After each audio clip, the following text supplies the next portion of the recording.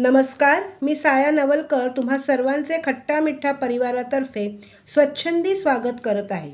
आज आम्ही असा विषय या व्हिडिओद्वारे प्रस्तुत करत आहोत जो आपल्या आयुष्यात असतो म्हणून प्रत्येकाला हा विषय आपल्या जवळचा वाटेल। याचे नाव आहे स्वच्छंदी खिडकी।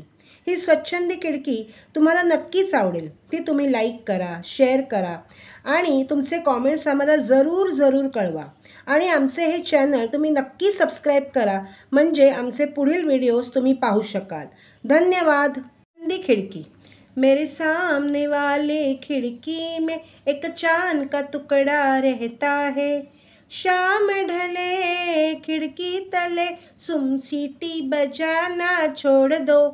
या अशा गाड्यांमधील घरातील खिडकी माझ्या अगदी जवळची आहे। खिडकी असो किंवा घरातील गॅलरी आपल्या रोजच्या जीवनातला एक अविभाज्य घटक बनतो।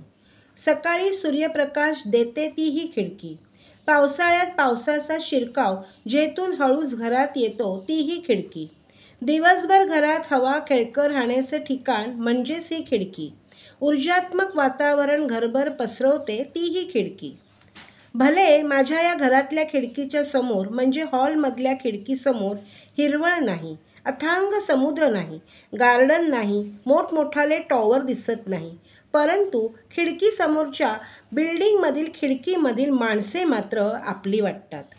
या खिडकीला लागूनच माझे लिखाणाचे टेबल आहे। या टेबलावर बसून वेगवेगळ्या विषयांवरचं लेखन माझ्या हातून होत असते।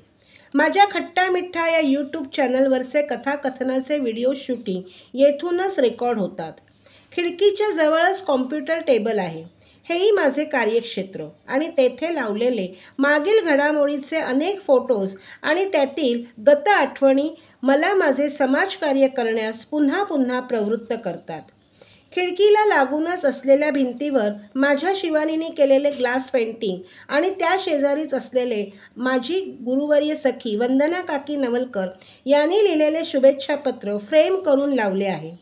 मनात काहूर माजले की हेच शुभेच्छा पत्र मी पुन्हा पुन्हा वाचते आणि खरोखरच त्या सदैव माझ्यासोबत असल्याचा मला भास होतो। याच खिडकीच्या ग्रिलमध्ये मोजून 3च झाडे आहेत, एक तुळस, 2 मनी प्लांट आणि तिसरे ब्रह्मकमळ। लहानपणापासून खूप इच्छा होती की माझ्या घरी ब्रह्मकमळ असावे। माझी वहिनी स्मृती हिने ब्रह्मकमळाचे एक पान मला दिले आणि 3 वर्षांनी झाड मोठे झाल्यावर त्याला एक ब्रह्मकमळ आले। किती लहान कळी असते ती। बरोबर 10-12 दिवसांनी हे कमळ फुलते।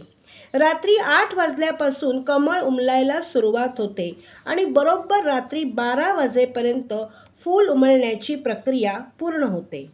या एका ब्रह्मकमळाचाही सुगंध घरभर दरवळतो। आनंदमय वातावरण निर्माण होते, जणू काही माझ्या घरी एका पाहुण्याचेच आगमन होते। माझ्या बिल्डिंगमधल्या मैत्रिणींना मी त्याचे दर्शन घेण्यास आवर्जून बोलावते। आम्ही आरती करतो, आपल्या मनातील इच्छा या ब्रह्मकमळाला आम्ही समर्पित करतो, त्या इच्छा नक्कीच पूर्ण होतात।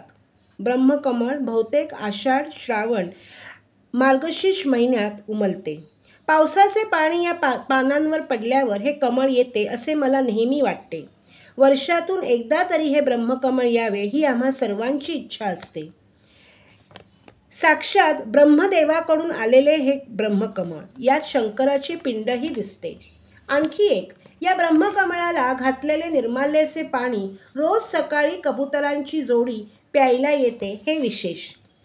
अशी ही स्वच्छंदी खिडकी मला नेहमीच जीवनात स्वच्छंदी जगायला शिकवते आणि असे म्हणण्यास प्रवृत्त करते ते म्हणजे, मनसुद्धा तुझं गोष्ट हाय पृथ्वी मोलाची, हाय पृथ्वी मोलाची, तू चाल पुढं तुला रगड्या भीती कुणाची, परवा भी कुणाची, मनसुद्धा तुझं गोष्ट हाय पृथ्वी मोलाची, हाय पृथ्वी मोलाची, तू चाल पुढं तुला रगड्या भीती कुणाची, परवा भी कुणाची। धन्यवाद।